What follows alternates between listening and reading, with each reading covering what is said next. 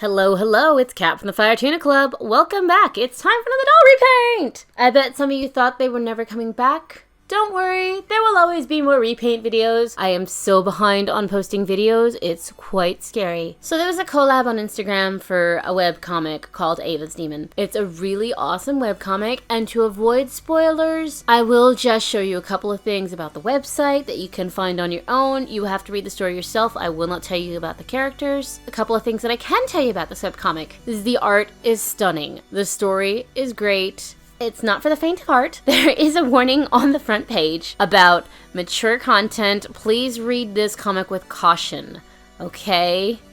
That being said, I picked...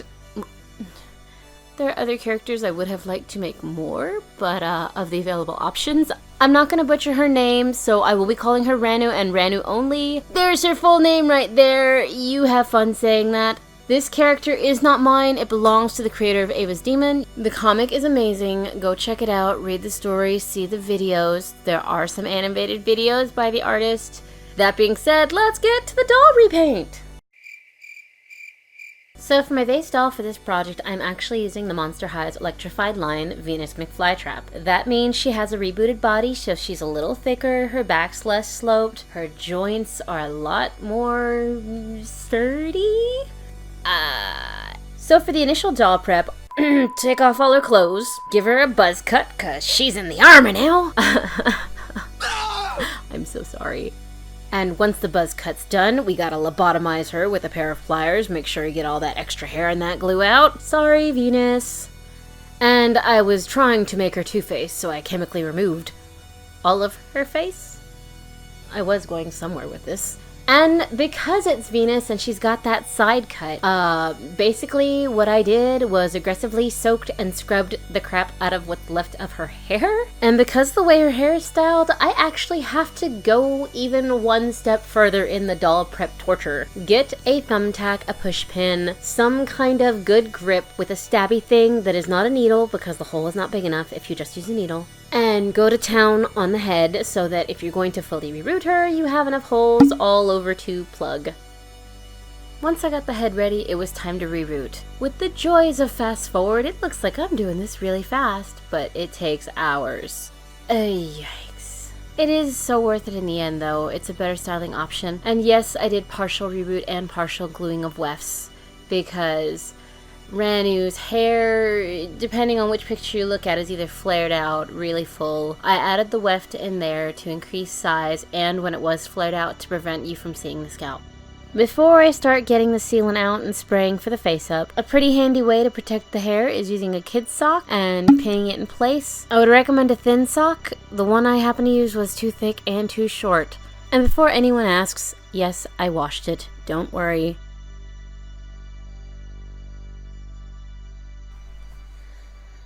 Well, while my face-up is rolling in the background, I wanted to point out one thing here. This doll has taken collectively quite a very long time to do. Roughly 7 months and 4.6 hours of recorded video footage. I'm gonna have to round up and say a total, including off-camera construction and extra stuff, probably was a total of 5.5 hours, give or take. And yeah, 5.5 hours could be done in a weekend if you really focused, but I am a wife, a mother, a full-time employee, and I actually try to see people on my free time, so working on dolls happens when it happens. Go at your own pace, guys.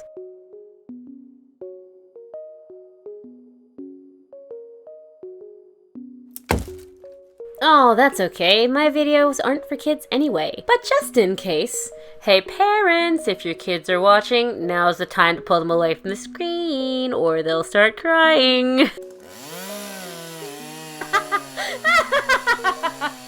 In order to make Venus look more like Ranu, I decided to go ahead and chop off some fingers, some toes, used an X-Acto knife to cut off some of the ivy and then sanded her down some, and then I decided to include some more torture. Poking some holes into her legs where the extra vines would be and added some metal support, I super glued it in place and then went to town with some Miliput and gave her some modifications to make her look more like Ranu. Ha.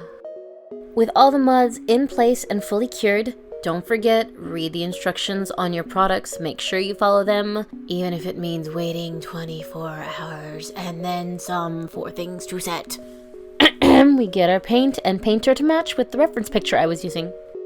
Off screen, I wrapped Venus up in floral tape to achieve a proper look that also could maintain the flexibility. Yes, she can still pose, but she is more of an art figure that's not meant to be handled excessively, and here in a minute you'll see that it only gets worse.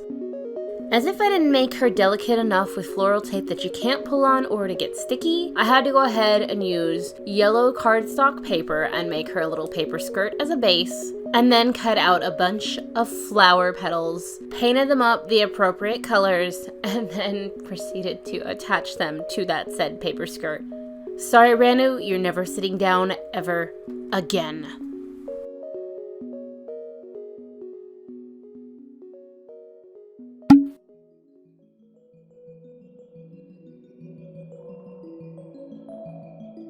I finished Ranu off with some more floral tape, a little bit more paint, and lots of drying time. That being said, don't forget, if you want to learn more about Ranu and the Ava's Demon characters, go check out Ava's Demon, the webcomic. It's www.avasdemon.com. There will be a follow-up craft video based off of Ranu's crown, some tips on making your own, but as with the changes that are happening with YouTube recently, I'm re-gearing how I am going to be focusing on doing the tutorial, so it will be a little bit. I'm giving you guys the repaint, so you don't have to wait quite so long for another video. Thanks so much for watching, guys. I hope that I have inspired you to finish something, and I will see you in the next video when I finish another project.